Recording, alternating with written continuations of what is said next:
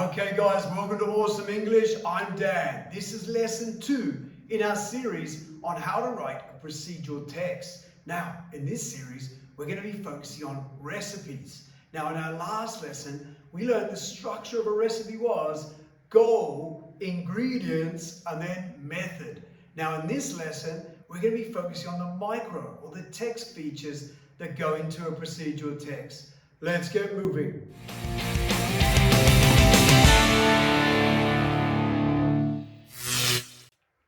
Okay, welcome to our awesome checklist for today's lesson. These are the objectives we want to achieve. Let's check them out. So the first one is to be able to use a goal when writing a procedural text. Next is to be able to write in chronological order. That means writing steps in the order in which they must occur. And the next one is to be able to use the present tense. After that, we have to use adverbs of sequence. Things like first, next, then, and finally. Our next one is to be able to use imperative verbs. Now these are also called bossy verbs. They could be things like cut, chop, sprinkle. Okay, these verbs give us really clear instructions and we're going to use them in recipes. The next one is to be able to use nouns, often common nouns like blender, knife. These are common nouns we might use in a recipe.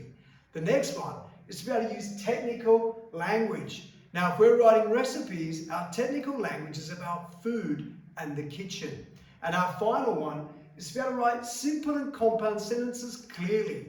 We don't want to waffle on in a recipe or a procedural text. We want clear instructions. All right, let's get going. Let's do a little think, pair, share. Let's practice. Let's see if we can spot and identify some of these micro features in a procedural text. Here is an example recipe. Work with the person next to you if you're in class or just brainstorm at home. How many of these micro features can you spot? Can you see any imperative verbs? Any nouns? Have a look, spend a few minutes, go. Okay, I hope that went well and you're able to identify lots of those micro features of a procedural text. Let's check out this annotated example. Now you can see imperative verbs. We have adverbs of sequence. First, next, then, finally. It is in chronological order. Maybe you picked up some of those key elements too. All right, let's keep going.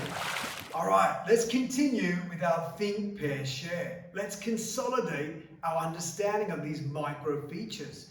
So if you're in class, you can talk to the person next to you. If not, you can just brainstorm yourself. Can you remember all of the micro features and maybe even give an example? So spend a few minutes now.